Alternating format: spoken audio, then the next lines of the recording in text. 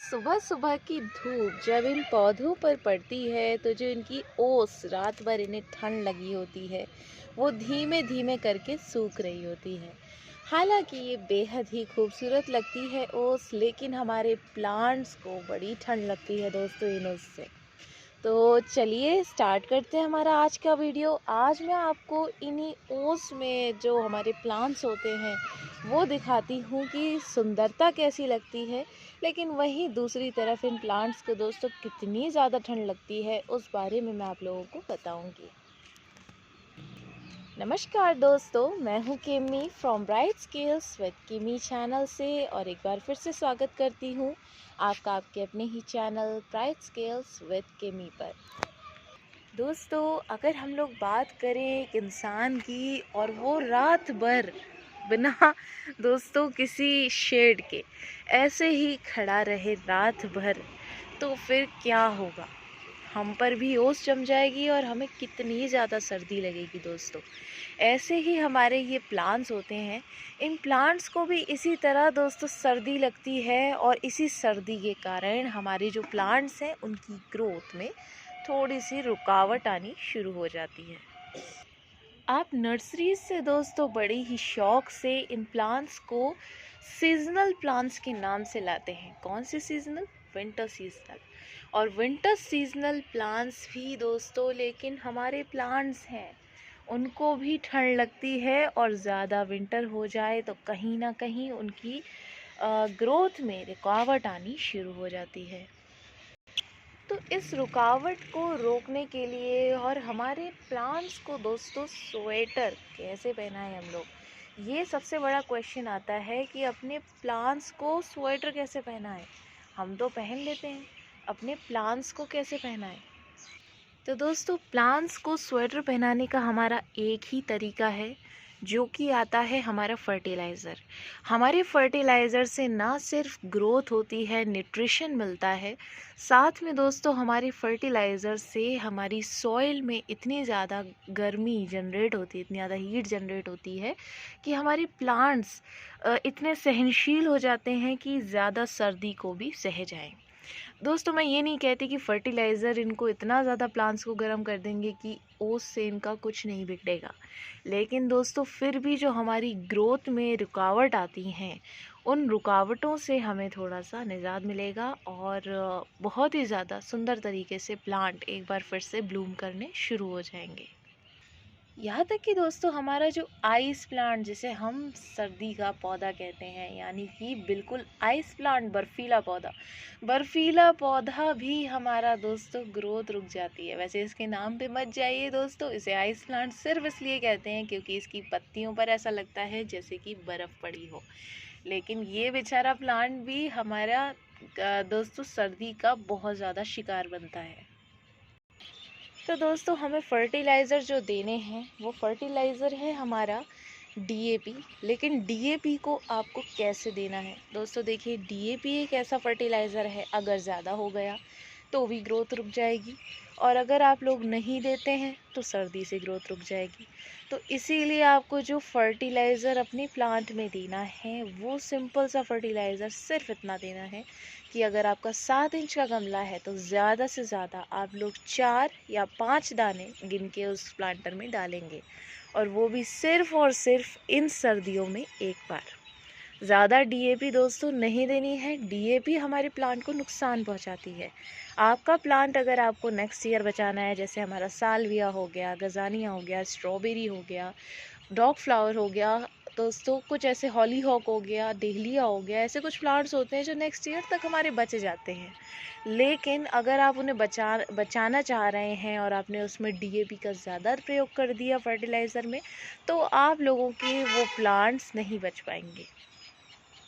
Growth तो दोस्तों हो जाएगी, प्लांट्स खिल भी बहुत अच्छे जाएंगे लेकिन सिर्फ उस सीज़न में। लेकिन जैसे दवाइयाँ नुकसान करती हैं हमारे बॉडी को, हम दवाइयाँ खाने से दोस्तों हमारे चेहरे पे एक बहुत सुंदरता तो आ जाती है। दवाइयाँ जब हम लोग खा रहे होते हैं तो हमारे फेस पे आप देखिएगा एक अलग तरह का ग्लो आ जाता है, लेकिन जैसे ही उन दवाइयों को हम बंद करते हैं तो हमारे फेस पे कुछ कमज़ोरी आती है। आप लोगों ने ये चीज़ अगर कभी नोटिस की होगी तो वही सीन इन प्लांट्स के साथ भी है। इन प्लांट्स में भी जब ये दवाइयाँ खाना, डीएपी देना बंद करेंगे इन्हें, क्योंकि आप डोरमेंट हुए पीरियड में तो इनका दवाइयाँ नहीं देंगे इनको सेफ टाइम में, तो इनमें भी कमज़ोरी आ जाएगी और ये प्लांट्स धीमे धीमे करके ख़त्म होने लगेंगे। सो गाइस, फर्स्ट ऑप्शन है हमारा सर्दियों में सिर्फ वन टाइम इस वक्त डीएपी देना, ओस से बचने के लिए। सेकंड आता है दोस्तों हमारा मस्टर्ड केक का वाटर। मस्टर्ड केक का वाटर हमारा जितना न्यूट्रिशियस होता है उतना ही गर्म भी होता है।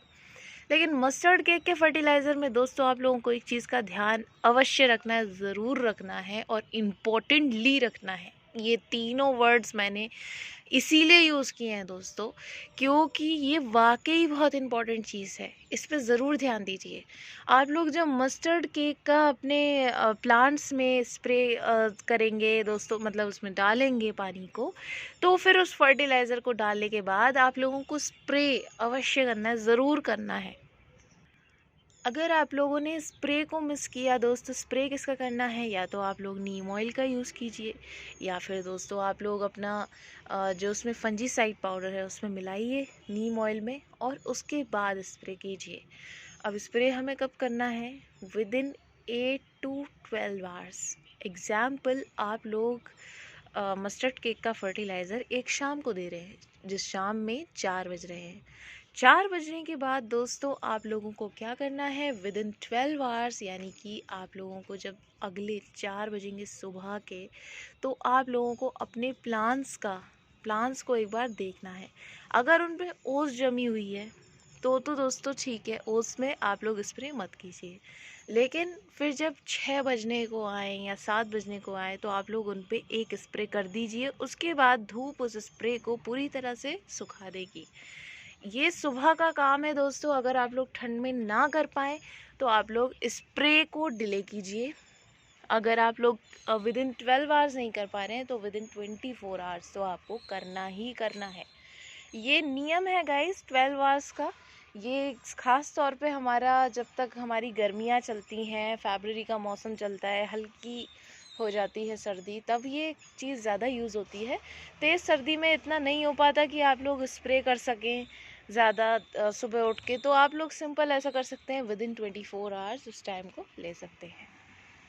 अगला फर्टिलाइज़र जो दोस्तों आपका है, वो अगला फर्टिलाइज़र आपका रहेगा वर्मी कंपोस्ट।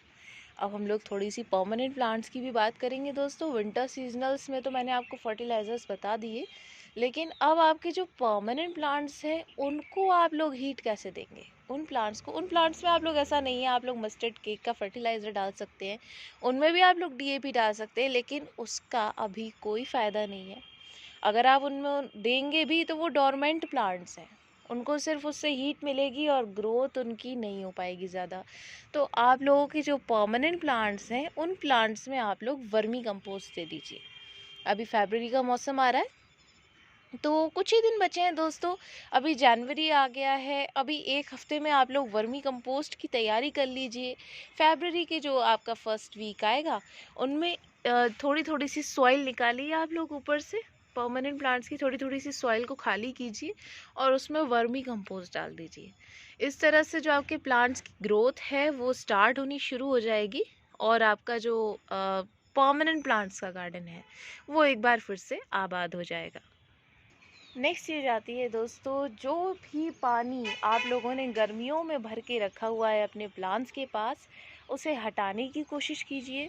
और जैसे हम लोग हैं दोस्तों, हम इंसान लोग हैं, तो अपने आप को क्या करते हैं, हम लोग अपने आप को सर्दियों में सुकोड़ने की कोशिश करते हैं, या फिर हम लोग दोस्तों कुछ साथ बैठने की कोशिश करते हैं जिससे वहाँ पर ह्यूमिडिटी, हीट क्रिएट हो और उसके बाद जो हमारी गर्मी है वो दोस्तों थोड़ी सी बढ़े सर्दियों में एक तरह से।